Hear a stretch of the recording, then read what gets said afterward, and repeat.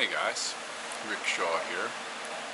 4th of July again, and I found a piece of history here. This thing is let's see, 17, so 20, 30, 40, 50, 60. It's 40 some years old. This hat right here. I'm gonna tell you the story of the hat.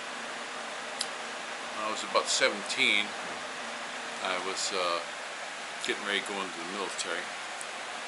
And a friend of mine from West Virginia came up to visit. One of my best buddies.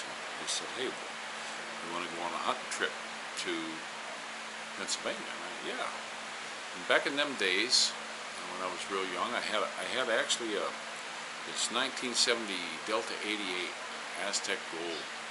It had a rocket 350 with 3-speed tranny in it. It was a great car. It was beautiful. It had no dent scratches or nothing.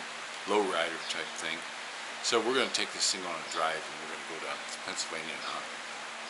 And I had been out to his place. He had this really nice place where he had this hunting thing, and his pap had it was a military 30-06 from World War I. I can't remember the model. I don't remember. And I was a gunsmith, but I can't remember what the heck this dang thing was. It was a very strange-looking old military gun. And but I could hit stuff. We used to put out stuff at 100 yards, milk jugs, 100 yards, 200 yards, 300, and I could just hit them constantly. So he said, "Come on, we're going to hunt."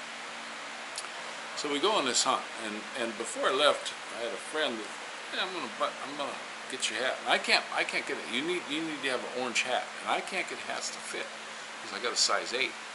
So he bought me this hat. Now this was just restitched here in the Philippines. My wife took it up and had one of her friends restitch it all because it was falling apart. It was just coming to pieces. So they restitched it all. That's my hunting hat. And we go out to this place, and we're hunting in Pennsylvania, and we're not having any luck with rifle hunting. We're ambush hunting. I don't like to do that.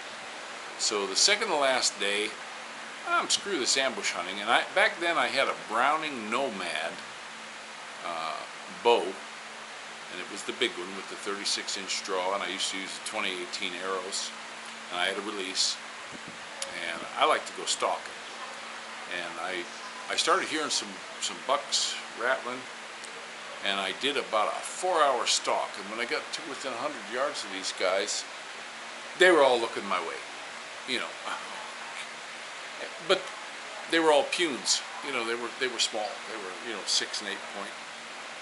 So that it got dark. I got up and went home. But when I was doing my stalk, I was going down this one gas well. I crossed this gas well, and I saw these huge hoof marks.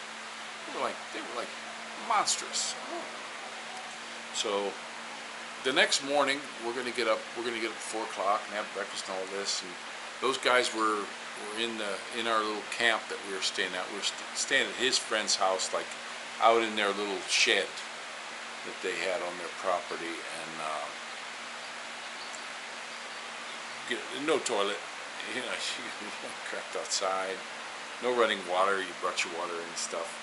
And they were making noise up until 12, 1 o'clock, drinking beers. And I want to sleep because I want to get up and hunt in the morning. Well, instead of getting up at 4, I wound up waking up at about 6:30. And I'm like, oh crap. I jumped in my car and I drove over. I thought, what am I going to do? I grabbed my bow. I'm not gonna gun hunt now. I'm not going to go with these guys. It's no luck. So I went ahead and I ran out in my car, and I went to this gas line, and I just parked on the side of the road, and I crawled down, and I had an old army shovel, and I was digging in the dirt to try to make myself a ground blind in the Mayapples. They have these Mayaples there, and it was kind of warm that year. And this big 12-point buck comes walking right out, and I got so freaked out and panicked. I grabbed my bow, and when I threw the arrow in it, it whacked on the riser, and he bolted, and I went, oh. Oh, I can't believe it. I just can't believe it. Unbelievable. So he ran back down the way he came. And I thought, oh shit. And he was a big one, and I could tell by his legs. That was my guy.